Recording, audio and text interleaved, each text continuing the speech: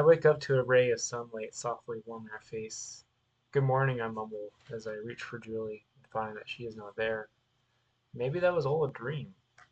I look up towards the top of the tent, trying to figure out what to do now. Look who's up. Julie walks in from outside, sweat on her forehead and a few spots of oil on her shirt, shorts, and hands. She takes off her sunglasses and looks at me with those bright blue eyes of hers. Hey, morning. I quickly get out of bed and embrace her. I missed you. Squeezing a little harder, I nuzzle my face into her shoulder. Her oil-spotted hands return the hug. I missed you too. She pushes me back. But I was only gone for a few minutes. You couldn't have missed me that much. Julie walks over to the propane stove and starts it. Hungry? Want some oatmeal? She leans down and grabs a pot and a bag of oatmeal from a box on the ground. Yeah, thank you. I walk over to the door and look outside, seeing Julie's motorcycle there, with a still shiny paint job and extra gas cans strapped to it, with two helmets sitting on the ground in front of it. How'd you get your bike back from your dad? I move closer to Julie as she fills up the pot with water from a large bottle. Then she mixes in oats. Why would he have it? Julie stirs the oatmeal with a spoon, glancing back at me with confusion in her eyes. I thought he had it after the. I stop myself before I say funeral. Does she not know? Are you feeling okay? You can go back to bed if you want. Julie stops stirring and looks at me. I'm not a. No, I'm okay. I turn to the stove. Is there anything you need me to do? You can make some coffee. Julie leans down and takes out a kettle. You know how to make it this way, right? She asks. I believe so. Can I borrow that water? I hold my free hand out and Julie hands me the large bottle of water. Using the other element, I place the kettle on the stove and fill it with water. It begins to boil as I'm elbow to elbow with Julie, close enough to smell her lavender scent, and of course the cooking oatmeal in the air as well. What are we going to do today? I smile towards her. Julie returns my smile with one of her own. Well, we're going to go for a ride. She brushes her fingers over mine, and then I lightly hold her hand, staring into her eyes. Then, well, that's a surprise. She takes her attention away from the oatmeal towards me. Surprise. Why? I move closer to her, taking her in my arms. Why? Don't you know the whole point of surprises? She runs a finger down my chest. The whole point is you're not supposed to know. Julie smirks a bit at me. But you'll love it. Just wait and see. Alright. I can wait. I move my face closer to her, mere inches from her lips. But there's something else that I can't wait to do. An electric feeling goes through my body. Then what are you doing? Julie asks. I kiss her, and before long our hands are roaming each other's bodies, each other's clothes. Continuing to kiss, I lift her up and bring her to the table.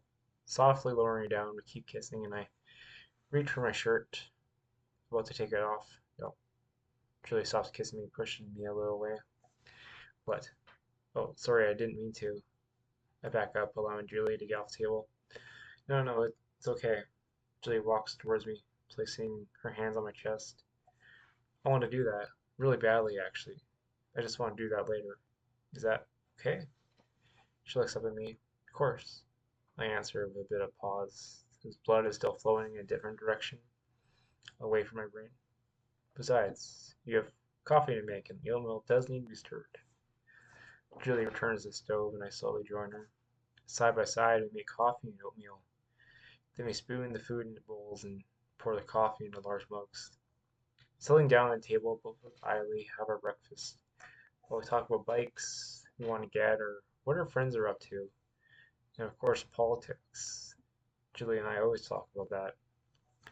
But the thing that is most important is I get to talk to Julie again, over oatmeal and coffee, in a tent in the middle of the outback, like we used to. I get to see how her eyes look a little to the right when she's thinking about something, or when she's passionate, she'll wave her spoon a little. Not threatening in any way, it's more like she doesn't even notice. I never thought that I would get these moments again. Reaching out, I touch her arm, interrupting her as she talks about buying a Ducati someday. Julie looks down at my hand and smiles, placing her fingers in mine. It takes some time like this. A few minutes, give or take. Right. We should get going. Julie interrupts the silence, grabs my bowl and my mug, and drops them in a small plastic box.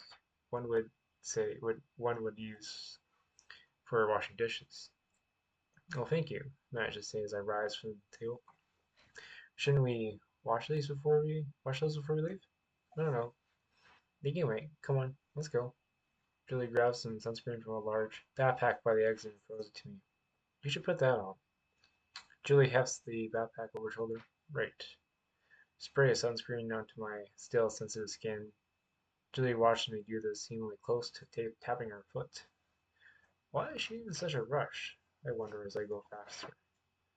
With the sunscreen applied, I take a look around. You see my sunglasses? I ask. All right.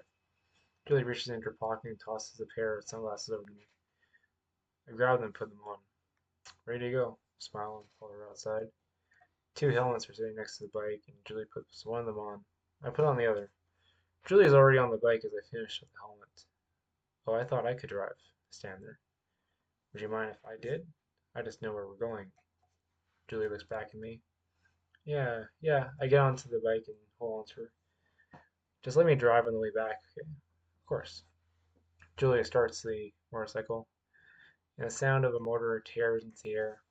Then we take off, leaving the tent in the distance. We drive past dry trees and bushes, and groups of dingoes and camels who give us a glance before running away. As we ride, I hold on to Julie and feel her body, smell her lavender scent. It all feels peaceful and safe. Something that started bugging me ever since I woke up was how familiar things felt. How waking up in the tent, breakfast, and this ride has this familiarity to it, as if I'd done these things before. Given this is what Julie and I used to do, and continue to do, however, there is something odd to this. A note of familiarity has hung over the day ever since breakfast, the oatmeal, the coffee, the kissing. All of it feels as if I had done this before. It's odd. And also, Julie is still alive? Maybe I should be asking her about that before I talk about everything else. I hold her closer. It's a little tight, Wyatt. Julie yells or sounds the door. Oh, sorry. I release a little. I talk about these things, I'll ruin this time with Julie. How can I do that? I tell myself.